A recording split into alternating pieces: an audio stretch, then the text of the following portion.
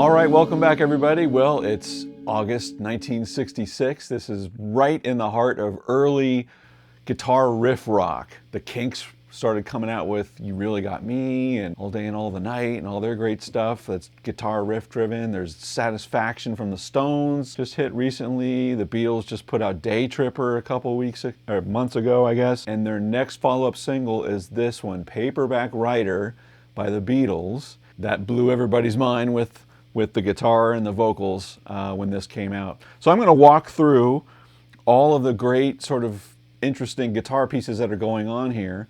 We're going to get a little nerdy on this one because there's not a lot of chords, so I'm going to get all nuanced on how the riffs evolve throughout the song and call out the little things that are happening from each of the guitar players throughout this piece of work. So if this is the kind of thing that you like and you haven't done so yet, please jump down, click subscribe, ring the bell. Bell will tell you when I drop new content. I do that every single week. All my videos have chapters in them, so you can jump right to the part of the lesson that you want to see and bypass what you don't. And if you're looking for other ways to support the channel, I really appreciate that. There's thanks, just like throwing a tip in the tip jar, or even better, you can join my Patreon page where I've got chord charts and tabs for all the lessons I do on YouTube, just like this one. Links in the description, so check it out. All right, so Paperback Writer. We are in standard tuning on this one. And it's fairly, I'm sure it's well known now, but maybe some of you weren't aware. So the guitars that you're hearing, mostly of the guitar that you're hearing, that's Paul McCartney. Paul McCartney's playing his Epiphone Casino on the record. Great tone, amazing sound that he's getting off of that. There's a little bit of George that creeps in a little later, which we'll talk to, and then John has just a very basic piece of complementary rhythm guitar that's happening. But when you think about the song Paperback Writer, you're thinking about Paul. You're thinking about Paul's loud, distorted guitar sound on most of the stuff. So we're just going to start with that. Let's start with Paul's part. And by the way, helping me out here is a piece of gear that I've used in the past. You may be aware of this. It's from the folks at Acclam, and it's called the Dr. Robert Pedal. And this pedal is used to sort of emulate the Vox UL 7120 amp that was in use by the Beatles in the studio during these sessions and in the Revolver sessions. And it really does a good job at sort of emulating that solid state preamp section, and that's in that particular amp. So I'm going to be using that. I'm actually not going with their recommended settings for this song on this. I'll have all of those details in the description below. So I've got basically that running into my Vox AC30, my 1965 AC30, and this is what I got.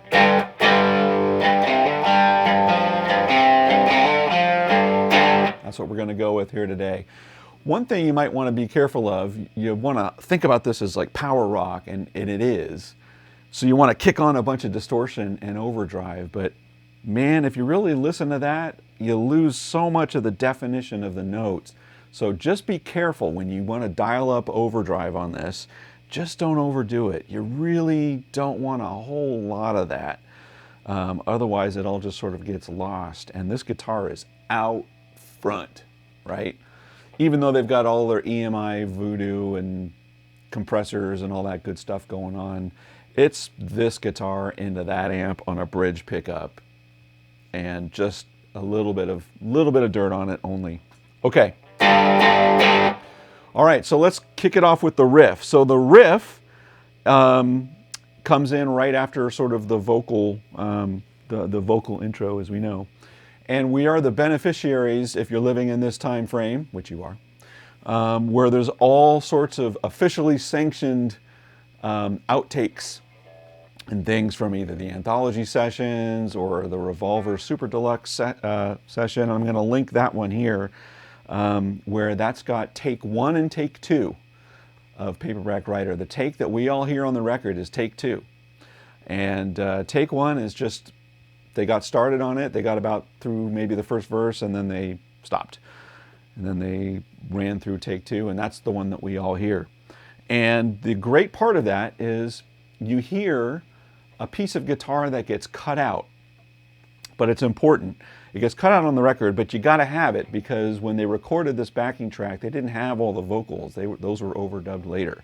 So they needed to do some things to let everybody know where they were so they can come in on the riff on the opening of the song. So what they did, Ringo had sort of a hi-hat click or whatever he was doing to sort of give something like that to carry the beat. But what Paul does is he does basically the chords of the vocals that are happening, but they cut this part out. But I always thought that was interesting. Once the first time you hear that, so it kicks off like.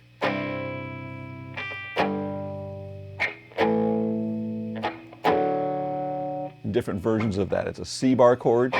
Sometimes you hear that note, and it's kind of muted, and a G, just like that's all that you're playing, and then a piece of an A minor.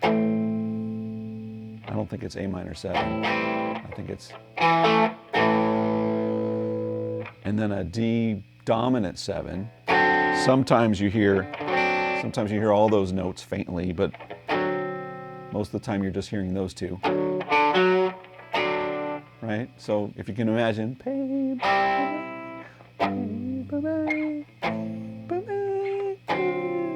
right? And then it kicks into the riff. But anyway, if you haven't heard that, life-changing, but go check that out later. Then it kicks into the riff. So I'm going to start out with this riff. He evolves the riff throughout the song. And the riff is pretty simple. It's based on a G power chord, and it's basically only using these notes, just those. That's pretty much it. So we're going to call this riff 1, or the bass riff, and playing it slowly. Here it goes.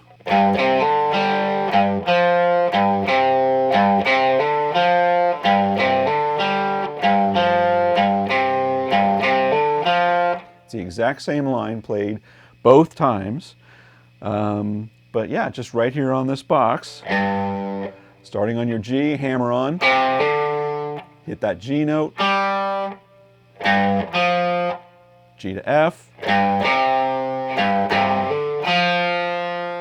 and you repeat. And you get it up to speed.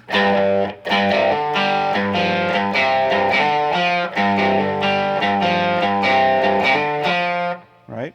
So that's version 1 of the riff. It's going to change that, and we'll go through each iteration as we go through here.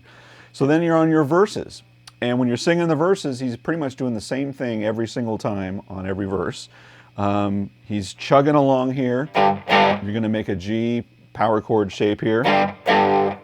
And you're going to employ a little bit of the rock and roll. You're going to do a little bit of that. But not every time. It's kind of.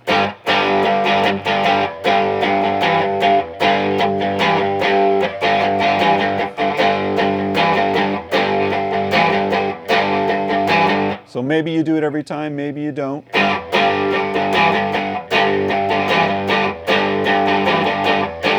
And then we're going to go to the only other chord in this song, which is C, and you're just going to pull it all the way up. You hear him actually, he does that.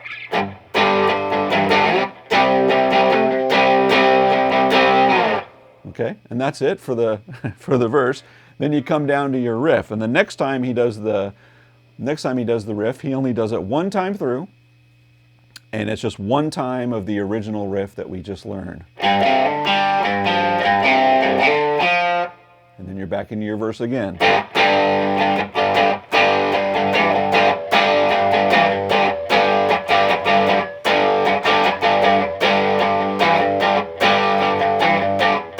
Up to our C. Now this riff, we're going to do, this is the riff that comes in right before it does the echoey fade out, right? Paperback, right, that they do on the end there. So the first time he goes through this riff, he goes. That's what Paul's guitar does. And it just does that echoing thing, right?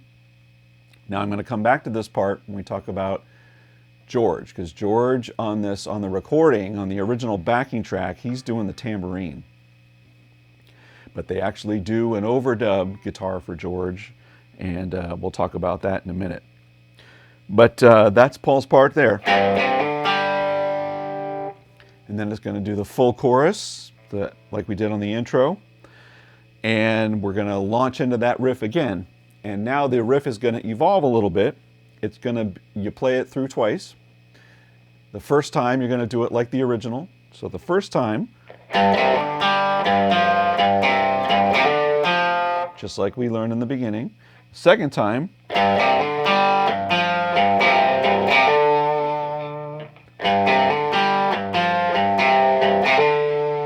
it just ends on that holds on that D note.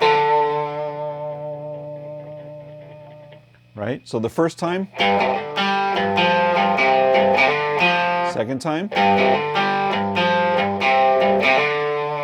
which is like a great call and response. Then you're back into your G to C verse. We're going to do one riff to link to the next verse. Yeah, a little bit different again, right? So now we've got 3 versions of that. The first version, second version, third version now. Just that extra little hit there. All right, and then back into our verse again. And after he goes here, you would normally play one riff one time through, one of the ways. But Paul here, he just comes down. That's all you hear. And we'll hear what George does in a minute over that to sort of cover that up. Then we're in our last chorus. And here we are at the riff going into the outro. And as I mentioned earlier, that riff now has evolved to this, and he plays it twice.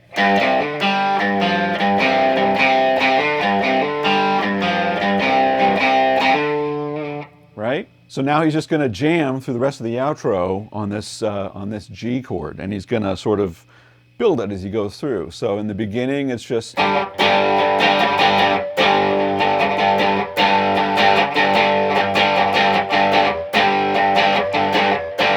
And he starts pulling in this open G string to add a little more sting to it. So the strum is sort of like,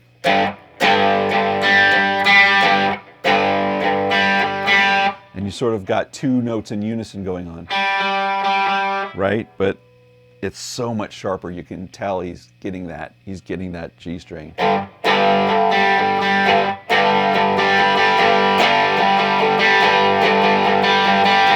And then he evolves it a little more, and he pretty cleanly is doing a root, 5th root, or octave root. So he's doing...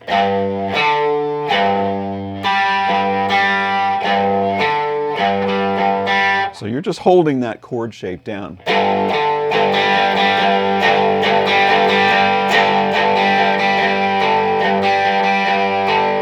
There you go. Right? So working all the way through.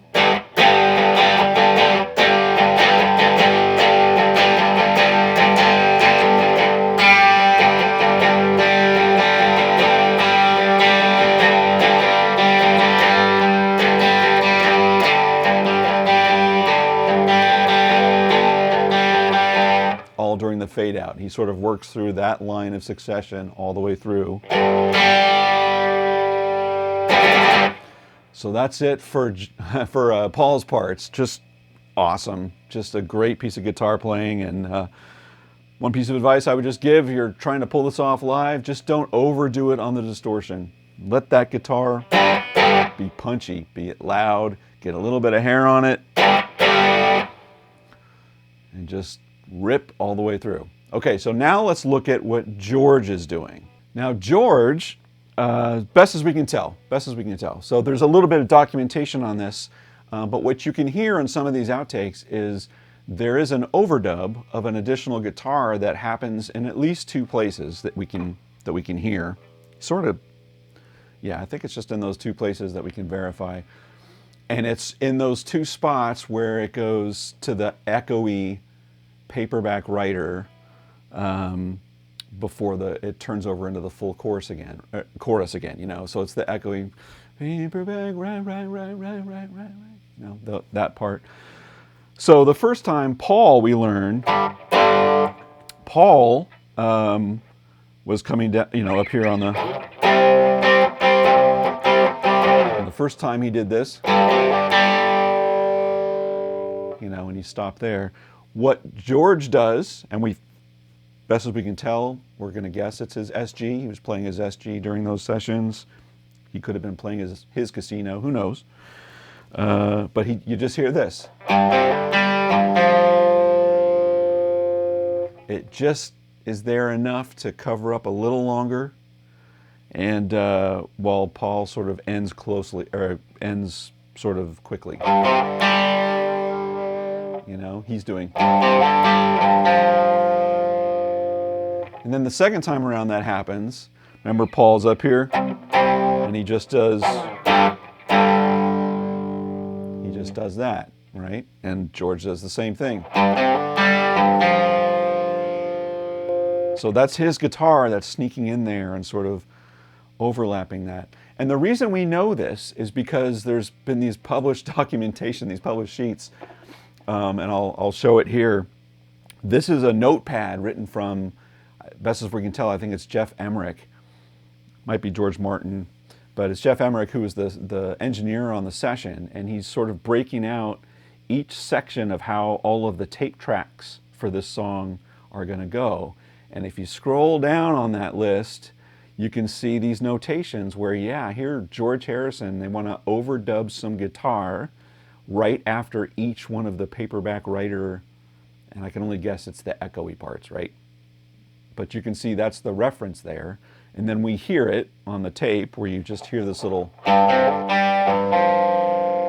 that's all there is to it. So it sounds like that actually was it for George's contribution in terms of guitar. Most of his contribution that you hear is that tambourine once every measure.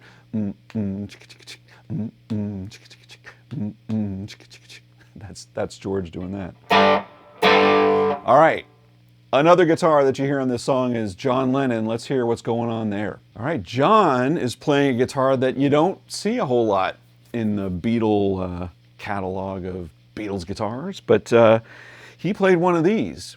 He had a Gretsch, I think it was a 64, Chet Atkins. It was the 6120 model. That endorsement by Chet for that particular guitar, I think that ran out. This is a 67, a super clean one, but I found it here. Guys selling on the marketplace, I had to jump on it. But this is a 67. It's now called a Gretsch Nashville, but it's the same guitar, same controls, same everything, same makeup on all these things. This is a 67. And John's playing this guitar, and what he's doing on every second beat of the measure, he's simply fretting what sounds like it's a G shape like this, and he's got it set on a tremolo, a higher speed tremolo. I'm running my high speed tremolo on my AC30, but it's that, right? So he's just doing that every second beat of the measure. Dear sir, would you read? It took me years. Will you take a... That's it. So you're sort of just hearing that, and I don't know what pickup position. Sometimes I think it's the neck sounding. Sometimes I think it's the bridge. But whatever. Whatever. Sounds good to you. And so that's what he's playing for the G. And then this is apparently what we can tell is the C inversion that he's playing, because I think we're only hearing that as the highest note, right? Paperback, right? Paperback. And I don't even know if I don't even know if he strums when they hit the chorus. One time during the riff, you hear him give it a shot. I think during the second riff, he does that. But that's it. That's John's part.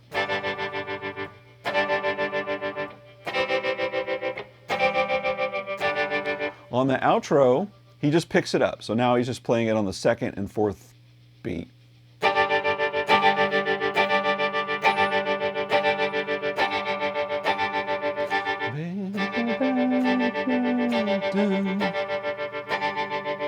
Right, instead of just on the second beat.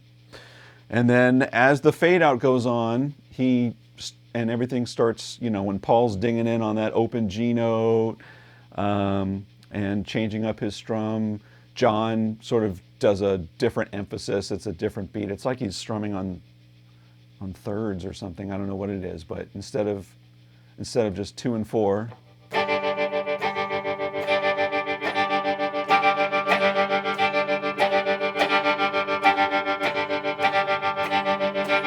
something to that effect, where it's just, you know, everything's starting to just weird out and echo out and all that, but it's like the perfect thing to do at that part, right? So pick whatever strum pattern you want, but that's just shaking up the rhythm part, and that's what happens during the outro. Well, kids, that was Paperback Writer by the Beatles, and I hope you learned something new today. If this is the kind of thing that you like and you haven't done so yet, please jump down and click subscribe. Ring the bell. Bell will tell you when I drop new content every single week. Give me a thumbs up if you like this. And if there's another song you want me to take on and do something similar, let me know what that is. And until next week, take care, everybody.